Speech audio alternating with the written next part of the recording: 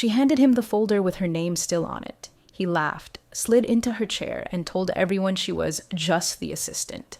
2 hours later, when the military police asked for the woman with level 4 clearance, silence spread like smoke in a sealed room. The room hadn't changed. Same humming lights, same gray carpet that ate every footstep.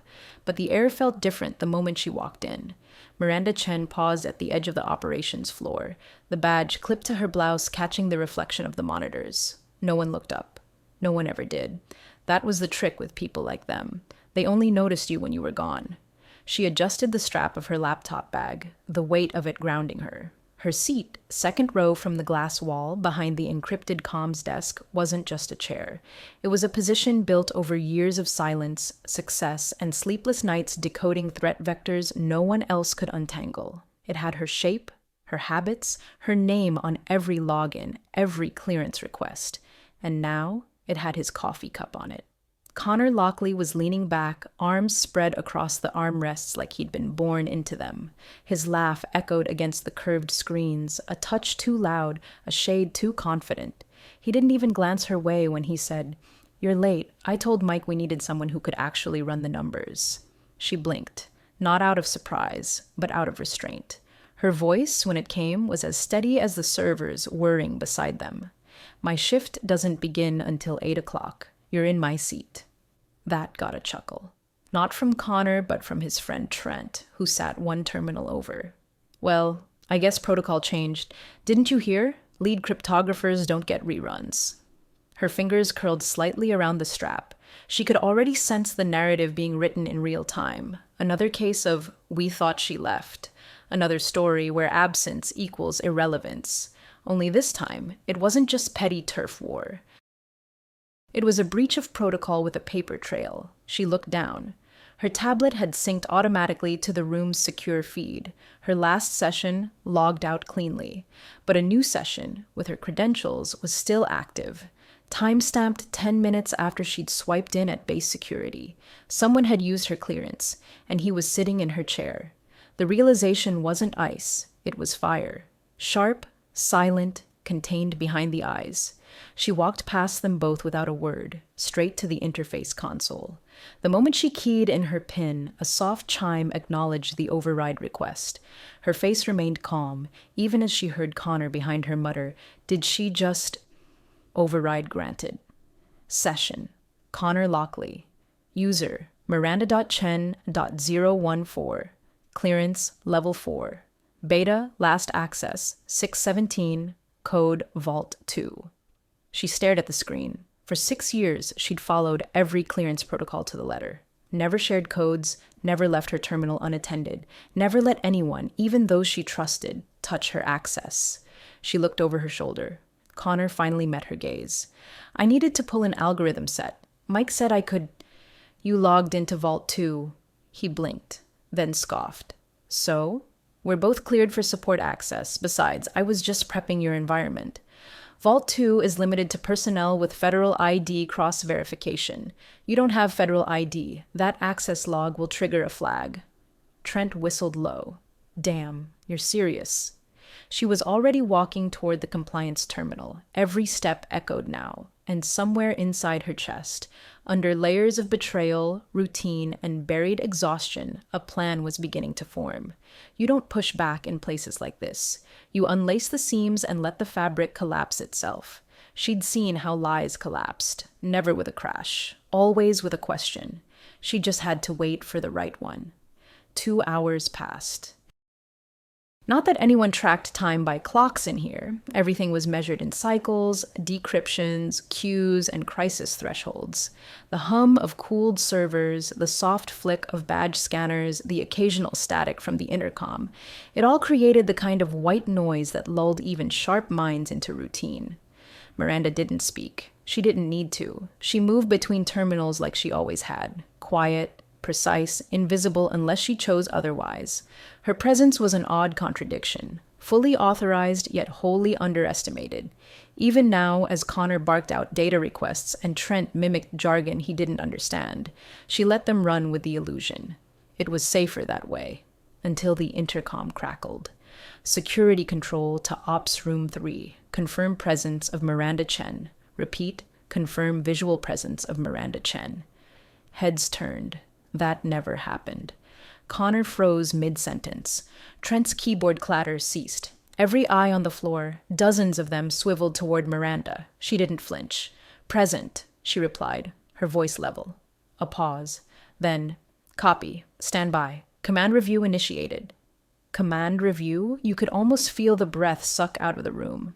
One of the project analysts muttered, "Did someone screw up a chain of custody log?" But Miranda already knew. The protocol was clear. If a federal security key flagged duplication or fraudulent access during Tier 4 processes, an automatic review launched, complete with timestamp queries, access point verification, and, if necessary, internal questioning, and she hadn't triggered it. Connor had. He was trying to play it cool, spinning in her chair now like the movement itself could distract from the storm gathering outside the glass walls. "I mean, come on," he said with a grin that didn't reach his eyes. "They're just doing a sweep. Standard stuff." Miranda didn't correct him. She simply stood up and walked, straight to the evidence vault terminal. Tap, tap, tap. Every keystroke rang like a hammer on glass. Query. Vault 2. Timestamp 617 user miranda.chen.014 location. Ping, not matching biometric log mismatch, she turned.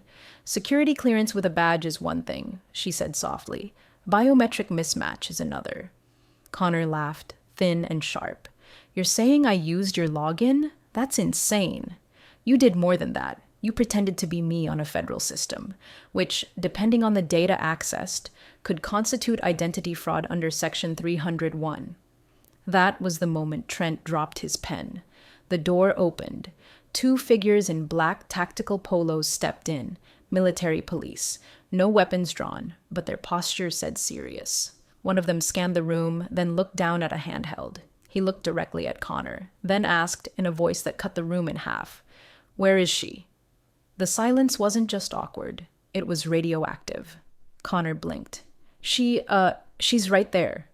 The officer didn't move, just repeated, slower. "Where is Miranda Chen?" Miranda stepped forward, calm, controlled.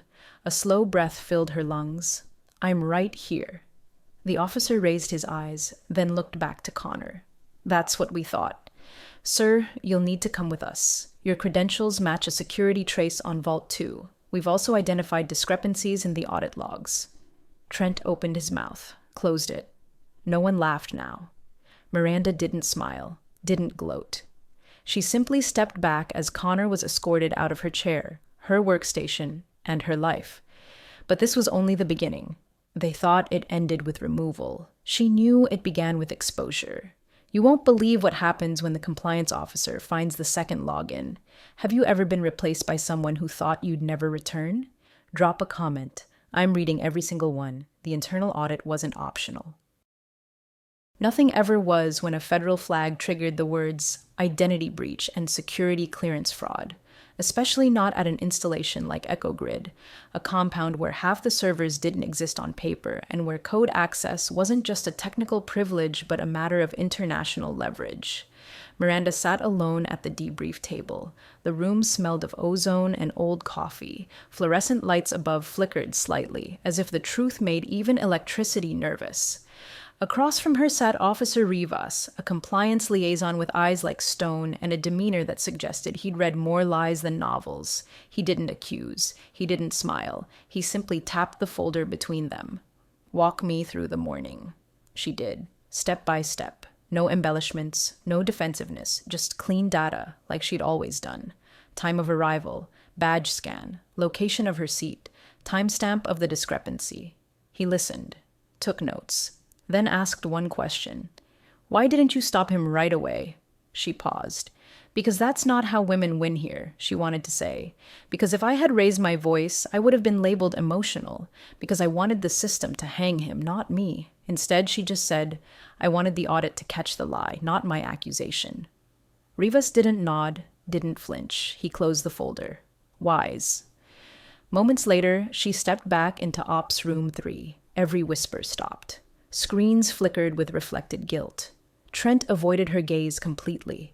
Connor's desk had been wiped, physically and digitally. But something else had changed too. Her nameplate had returned to her station, clean, centered, but not untouched.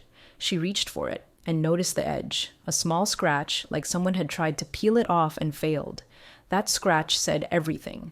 Still, the room tried to carry on as if silence was proof of neutrality. As if pretending nothing happened could erase the fact that everyone saw it happen and chose to say nothing. That was the real virus in places like this. Passive complicity. The worst part? Miranda knew how quickly the narrative could be flipped. Connor would find a way to reframe his actions. It was a misunderstanding. No harm was done. She didn't say no. The playbook of polished men who believed the system served them, not justice. But she had something stronger than noise, logs, chain of custody records, biometric timestamps. In her inbox, a new file waited, security review log, incident number 88219A access, internal affairs plus federal oversight panel. She clicked once, and quietly began to build the case that would not just remove him, but blacklist him. And yet, this isn't the part they'll regret most. That comes when she exposes who signed off his clearance. Miranda had learned early that the real power wasn't in shouting, it was in documenting. While Connor was being questioned, while Trent stayed quiet, and while HR pretended this was just a confusion of permissions, she was doing what she always did best, following the trail they thought she wouldn't see. It started with a single line in the security clearance file. Temporary override approved. Clearance level elevated by proxy. Authorized by H.D. Faulkner. Her breath caught, not because the name surprised her, but because it didn't. Faulkner was the deputy director of systems. He rarely set foot in the ops floor, liked to lurk in Zoom calls with his camera off and his voice filtered through protocol. Always cordial, always distant. But he was also the one who, 3 weeks ago, had told her to mentor the newcomers and be flexible with access until their credentials updated. She'd trusted that. Stupidly, professionally. And now she saw what he meant. He had greenlit Connor's access using her name. And when the system flagged it, he tried to ghost the blame through layered authorizations. It might have worked, if not for one fatal flaw. He forgot Miranda never deleted her paper trails. She still had the printed memo he'd left in her mailbox, the one where he misspelled her name, Cheng instead of Chen, and stapled a post-it that read, "Just hold on to this. Might be useful." Useful, indeed. She walked to the glass hallway overlooking the server core. Her badge buzzed against the scanner as she stepped into Compliance Archive. Every conversation she'd had with Faulkner, every suggestion to share access, every file request that came from his office to hers, bypassing the formal chain. It was all there. Meanwhile, word was spreading.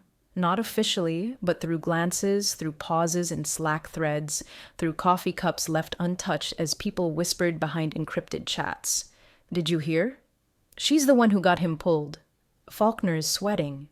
But Miranda wasn't gloating. She was building, documenting, preparing the one thing the system couldn't ignore. A timeline, the audit logs, the falsified clearance, the policy breach, the coercion trail, and at the end of that timeline, her formal report to the Federal Oversight Panel, with attached zip files, signed, time-stamped, immutable. They thought removing Connor would be the end, but Faulkner had signed the real sentence with his own hand. And when his phone rang that afternoon, just minutes before his Leadership Through Integrity webinar, the color drained from his face. She didn't need to expose him. She just had to forward the truth to the right inbox. The walls in the executive suite were thicker, soundproofed, designed to insulate from the chaos below, not just physically, but morally. Faulkner sat in his office, shades drawn, eyes fixed on the security feed looping outside his door. He didn't speak, didn't blink, because the email was still open. Subject: Internal Affairs Audit Inquiry Federal Oversight Panel Attachments. Incident number 88219, a timeline. Redacted. There it was. Every second of his misstep preserved in sterile fonts and timestamps. Miranda hadn't confronted him. She hadn't needed to. She just sent the truth up, where cameras didn't reach, but rules still mattered. A soft knock broke the silence. "Mr. Faulkner, compliance is requesting a statement before 4 p.m. They're invoking Section 12.9, clearance review due to internal proxy conflict." His throat was dry. "Tell them I'm drafting it." He wasn't. Downstairs, Miranda didn't watch the fallout. She had no interest in the theater of accountability. That was for the ones who always thought consequences were optional. She had work to do, but something had shifted. People now paused when she walked by, not out of fear, but out of recognition.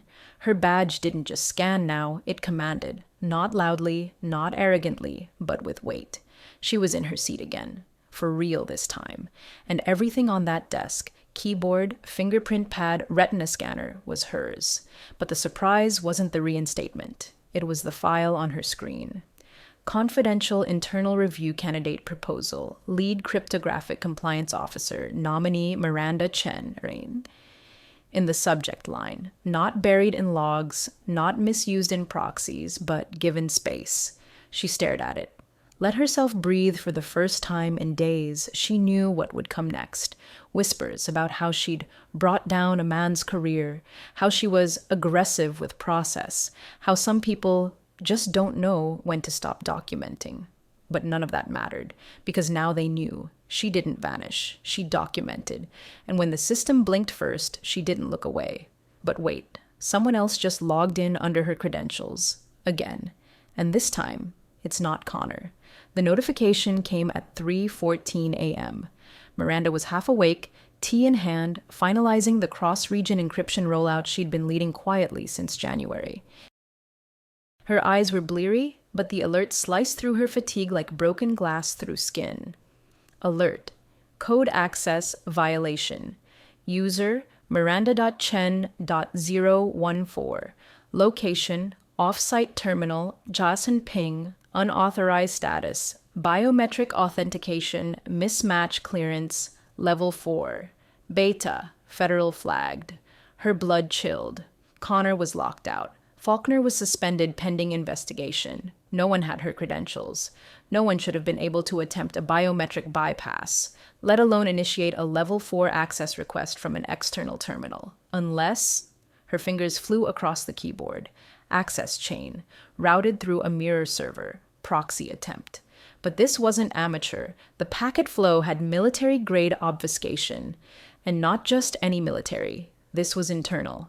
She rerouted the trace through 2 honeypots and 1 ghost node, narrowing the location to an unmapped terminal tagged Archive Node 7, a dormant legacy server that had supposedly been decommissioned 3 years ago. Only 3 people knew that node even existed. One was on indefinite leave. One was Miranda. The third hadn't been seen since the Istanbul breach. She stared at the screen, dread curling in her chest. Not Connor, not Trent, not Faulkner. Someone older, deeper, someone who built the clearance protocols before she even joined. Suddenly, her screen flickered. Incoming message. Unsecured from anonymous at vault subject, just checking if you're still watching. Body, you found Faulkner. Cute. Now let's see if you find me. No signature, just a file attachment. Clearance map _ July 2016.pdf. She opened it. Every name, every level, every override, going back 10 years. Her clearance was next to 4 redacted entries, and in the bottom corner, an old signature, barely legible. But she recognized it. It wasn't the past coming back, it was the system revealing its roots, and someone didn't want her to dig further. But it was too late. She wasn't just part of the story now. She was the historian. And the keeper of its receipts. She didn't sleep. By 6 o'clock, Miranda had backed up the clearance map on 3 encrypted vaults, one on an offline drive buried beneath financial reports, another within a camouflage folder under dummy compliance logs, and the third, emailed to a contact she hadn't spoken to in 4 years. Subject: payment due attachment, map.pdf body. If I disappear, release to oversight. You still owe me for Tallinn. The name was unimportant. What mattered was that the moment the message hit the wire, she no longer held it alone. And yet, paranoia clung to her like static. She arrived at Echo Grid with a calm face, pressed blouse, and a badge that blinked green like always. No one could see the weight of the knowledge in her shoulder blades. No one knew she now possessed the entire clearance web, every favor, every forged ID path, every legacy override buried in lines of outdated code. She walked past a security guard who smiled too wide, past an elevator that paused a second too long, into a floor that felt just slightly too quiet. Her terminal blinked alive. A new file was waiting.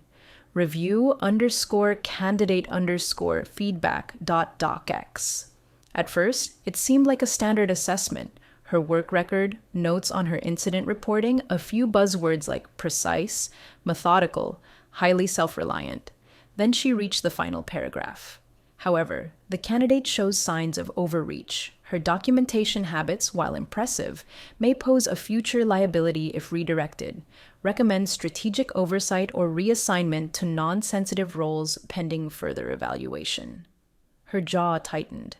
Someone wanted to sideline her, not for her failures, but for her thoroughness. She closed the file without saving. It was a message, not a memo, and she got the subtext loud and clear: stay useful or stay quiet. But they misunderstood. Miranda wasn't here to burn the system. She was here to audit it into submission. She pulled up her secondary interface, activated an old protocol Faulkner never noticed she inherited, Shadow Layer, User Watch, and keyed in the ID tied to the unsigned clearance overrides. A list populated, names, locations, timestamps, VPN pings, off-the-grid terminals, and then an anomaly. One of the override pings was active, right now, inside Echo Grid. Terminal A2-9, accessor unknown, biometric, masked. Her fingers froze mid-keystroke. That terminal was 6 feet behind her. She turned. It was empty, but the monitor glowed faintly. A command prompt was still open, and one line blinked. She's still watching. Good. Now let's see if she's willing to tell the truth about what happened in Ankara. Miranda's hands went cold. Because Ankara was sealed, classified. Even she wasn't supposed to know about it, unless she'd just triggered something bigger than Echo Grid.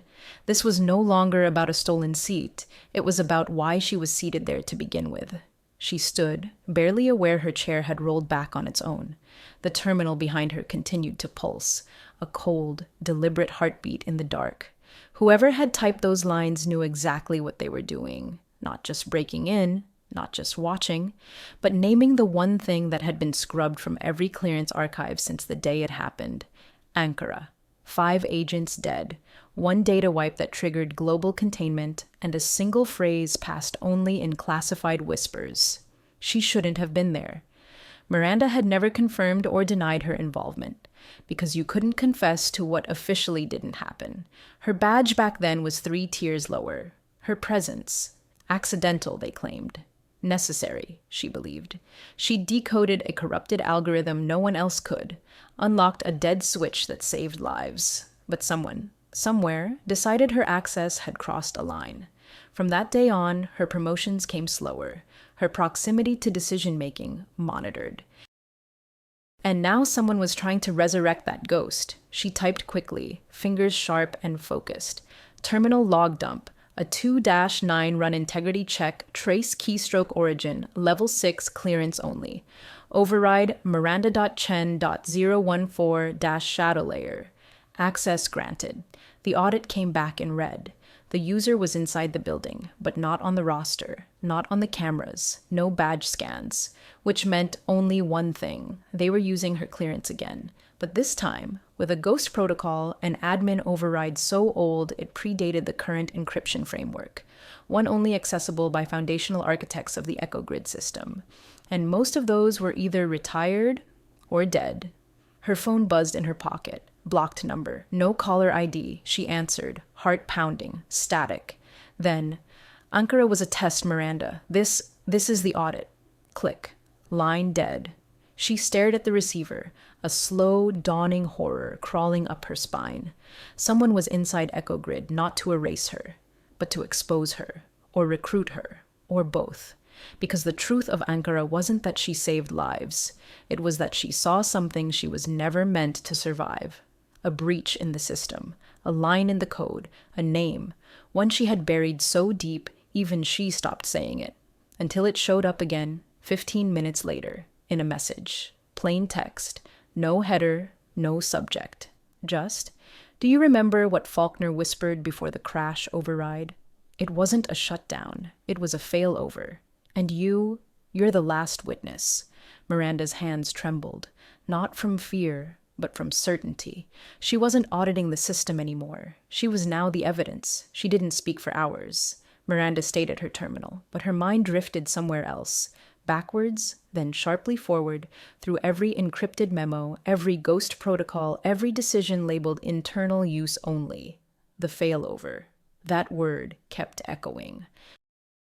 Back in Ankara, when the override triggered, she remembered the way Faulkner had looked, not like someone solving a breach, but like someone watching a door close, a door he'd locked himself. Now she knew why. Failovers weren't about saving systems. They were about hiding what couldn't be deleted. Somewhere beneath the polished concrete and HR compliance posters, something had survived. Something older than the files she'd uncovered. Older than the hierarchy that tried to contain her.